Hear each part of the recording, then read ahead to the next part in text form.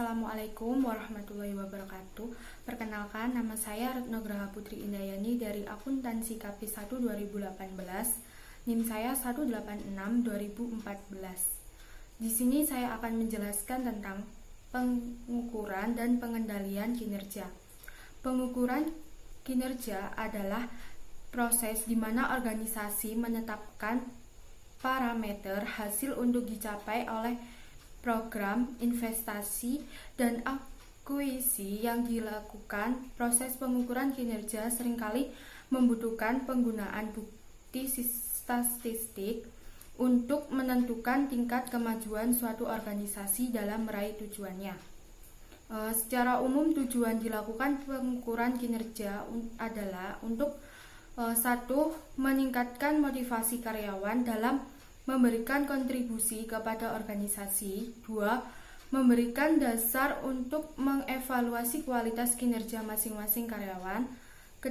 Mengidentifikasi kebutuhan pelatihan dan pengembangan karyawan sebagai dasar untuk menyediakan kriteria seleksi dan evaluasi program pelatihan dan pengembangan karyawan. 4. Membantu pengendalian keputusan yang berkaitan dengan karyawan seperti produksi, transfer, dan pemberhentian. Manfaat pengukuran kinerja adalah 1. Menelusuri kinerja terhadap harapan pelanggannya dan membuat seluruh personil terlibat dalam upaya pemberian keputusan kepada pelanggan. 2. Memotivasi pegawai untuk melakukan pelayanan sebagai bagian dari mata rantai pelanggan dan pemasok internal. 3. Mengidentifikasi berbagai pemborosan sekaligus mendorong upaya-upaya pengurangan terhadap pemborosan. 4. Membuat suatu tujuan strategis yang masanya masih kabur menjadi lebih konkret sehingga mempercepat proses pembelajaran perusahaan. Pengukuran kinerja dilaksanakan dalam 2 tahap, yaitu persiapan dan tahap pengukuran. Tahap persiapan atas penentuan bagian yang diukur, penetapan kriteria yang dipakai untuk mengukur kinerja dan pengukuran kinerja yang sesungguhnya.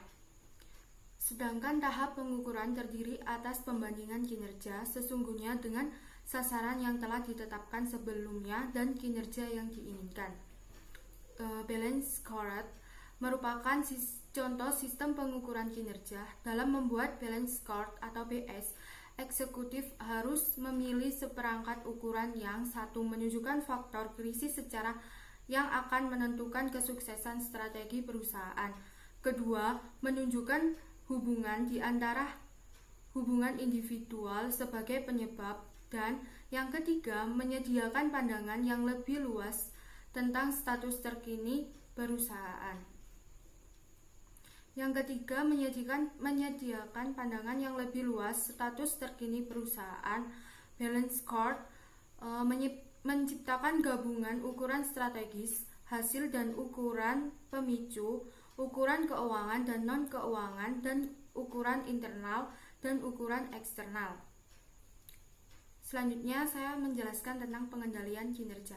Pengendalian kinerja adalah usaha sistematis perusahaan untuk mencapai tujuan dengan cara membandingkan prestasi kinerja dengan rencana dan membuat tindakan yang tepat untuk mengoreksi perbedaan yang penting. Fungsi pengendalian berperan untuk mendeteksi devisa atau kelemahan yang perbaikan terhadapnya menjadi umpan balik dari suatu kegiatan yang dimulai dari tahap perencanaan hingga tahap pelaksanaan. Adapun juga tujuan pengendalian antara lain sebagai berikut. 1.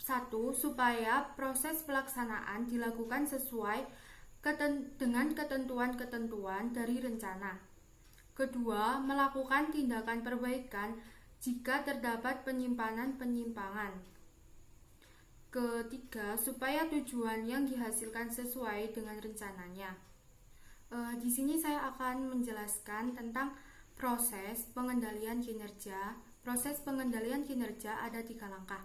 Yang pertama, pengukuran kinerja. Pengukuran kinerja yaitu perbandingan antara standar dengan pelaksanaan. Kedua, membandingkan presentase dengan standar. Langkah ini dimaksud untuk membandingkan hasil-hasil yang telah diukur dengan target atau standar yang telah ditetapkan sebelumnya. Apabila prestasi ini sesuai dengan standar, manajemen berasumsi bahwa segala sesuatunya telah berjalan secara terkendali.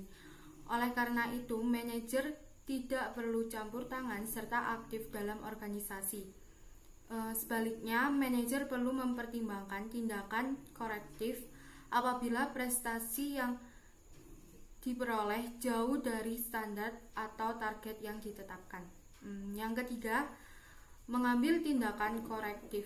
Langkah-langkah ketiga dan terakhir dalam proses kontrol adalah mengambil tindakan manajerial. Tindakan ini dilakukan melaksanakan prestasi rendah di bawah standar dan analisis menunjukkan perlu diambil tindakan. Para manajer dapat memilih di antara 3 tindakan yang memungkinkan. Yang pertama, tidak melakukan tindakan apa-apa. Kedua, mengoreksi kinerja yang sesungguhnya itu. Ketiga, manajer dapat merevisi standar. Sekian penjelasan saya tentang pengukuran dan pengendalian kinerja. Bila ada yang salah, mohon maaf. Terima kasih.